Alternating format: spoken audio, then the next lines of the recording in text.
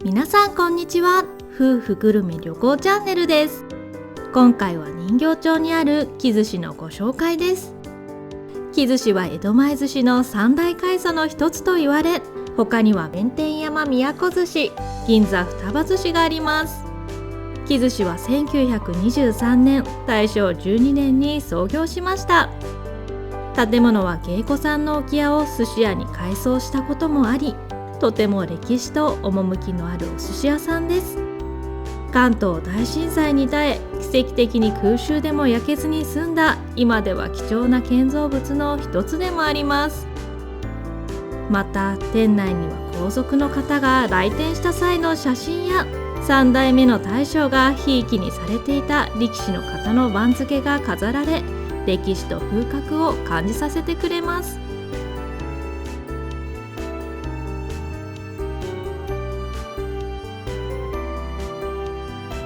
カウンターに座ると最近では珍しいネタケースから自分の好きなものを注文するスタイル。何にしますと大将に聞かれ、最近こういう感じなかったなぁと改めて気づきましたね。なんだか懐かしくて新鮮な気持ち。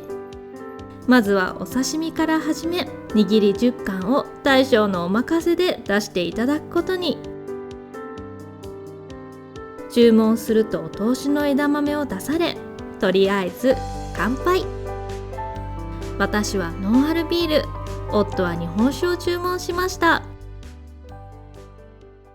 そして出されたお刺身にびっくり。 1,2 種類を簡単に出されるのかと思いきや、こんなに美しく5種類の刺身が盛り付けられていますよ。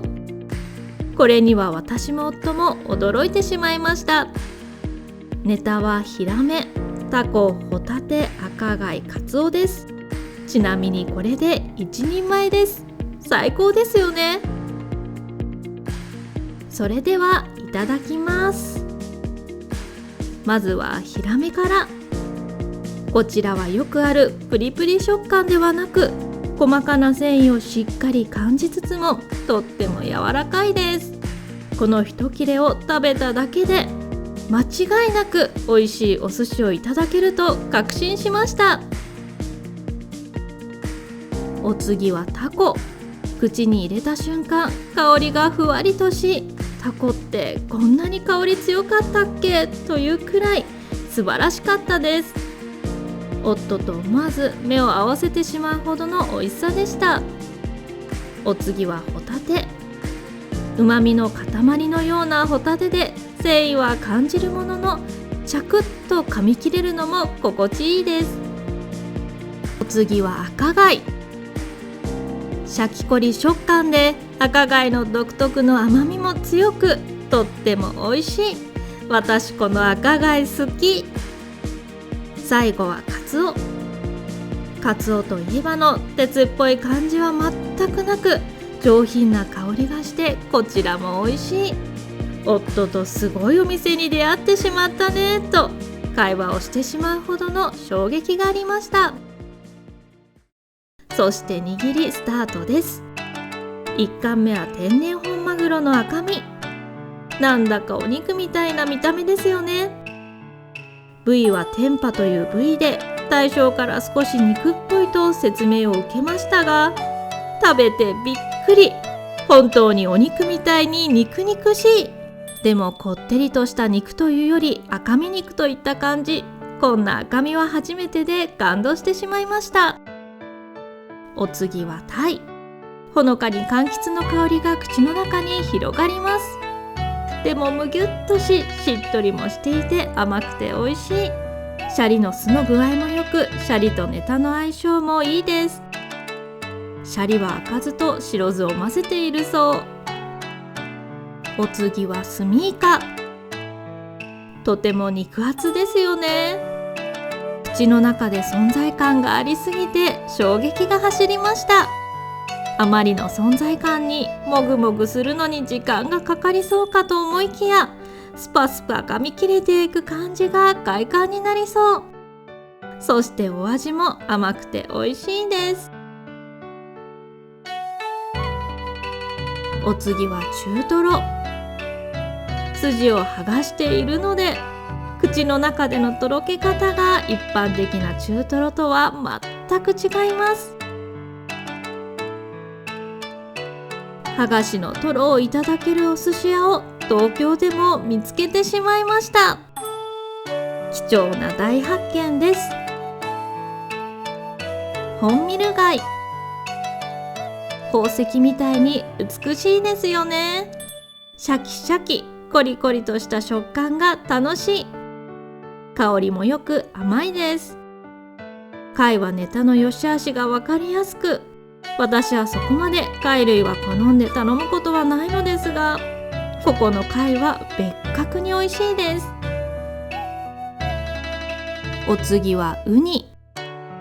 最近コントミノリが流行っていて、ウニの風味より海苔の風味を強く感じるところも増えてきましたが、こちらはウニの風味をしっかりと感じ、海苔とシャリとネタのバランスが抜群で、とっても美味しいウニ軍艦でした。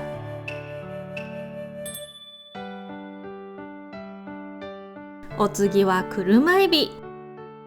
大きな車エビということもあり、大将のお気遣いにより半分にカットして出していただき、とても食べやすいです。シャクシャクとした食感も素晴らしいし、とっても甘くて驚きました。シャリとの間には芝エビをすり身にして作ったおぼろが挟まっています。次はアジ。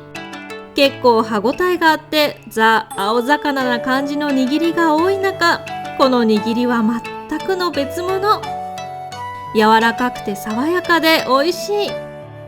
脂も乗っているんだけれど、必要以上に脂を感じさせず、甘みと旨みを強く感じます。これは衝撃的でしたよ。お次は小肌。こちらはしっかり酢で締まっている感じ。むぎゅっとして食べ応えがあります。夫は大の小肌好きで、小肌にはうるさいのですが、大層お気に入り、ここの新子が食べたいとのこと。お次はアナゴ。ふんわりしてとっても上品です。油多めのアナゴを出すお店も多い中、甘すぎず油を必要以上に感じさせない上品さです。確かに油多めのアナゴは私も好きだし、とても分かりやすい美味しさがあっていいのですが、昔からあるアナゴの握りはこういうものだったのかなと気づかせてくれるものでした。そしてたまり漬け。東京下町の漬物といえばべったら漬けですが、こちらはたまり漬けが主で、10月の旬の時期にべったら漬けを仕入れるとのこと。あっという間に10貫いただきましたが、もっと食べたくて追加。天然の島味です。香りと食感にまずびっくり。油の甘さの中に爽やかさがあり、噛むほどにねっとりとし、シャリと混ざり合う感じも最高です。お次はニイカ。爪でいただきました。何これ、めちゃくちゃ美味しい。こんなに美味しいのに、ニイカって他のお寿司屋で食べたことがない。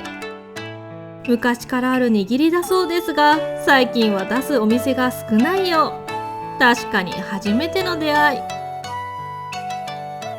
次に追加したのは赤ひもときゅうりの巻物。赤貝の身とは違った食感ですが、こちらもコリコリとして美味しいです。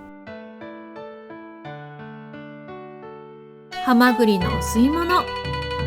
ハマグリは1から4月が旬ということもあり、この時期は成長させるための間引きが行われるそうで、間引きされたハマグリとのこと。時期的には小さいけどいい出汁が取れてしみじみ美味しいです。木の芽の香りもとってもいいですね。そしてインロー詰め。ニイカのあまりの美味しさに感動し、煮たイカにシャリと海苔とかんぴょうと柚子を詰めたものを出していただきました。何これ、美味しすぎるのだけど。これはここに来たらぜひ食べていただきたいですね。最後はかんぴょう。美味しいお寿司屋さんに来ると最後はかんぴょうで締めたくなってしまうんですよね。もちろんかんぴょうで締めましたよ。わさびありで巻いてもらいました。満足。帰り道になるといつも夫と感想を言い合うのですが、夫はすべて100点満点に美味しいと申しておりまして、私としても人生の中で何度も通うお寿司屋に出会ってしまったという喜びでいっぱいになりました。2人でこれだけ食べて6万円いかないくらいで、決して安くはありませんが、最近の東京の寿司屋は1人3万円以上するところも多い中、これだけの美味しさで1人3万円しないことに驚きました。もちろん1万2000円のおまかせ握りもあるので、もっと気軽に楽しむこともできるお店です。次は気軽に食べてみたいとも思っています。今回は人形町にある江戸前寿司三大会祖木寿司のご紹介でした。この動画が少しでも皆様のお役に立つと嬉しいです。今後も様々なグルメや旅行をご紹介していきますので、ぜひチャンネル登録とグッドボタンよろしくお願いします。それではまた次の動画でお会いしましょう。ご視聴ありがとうございました。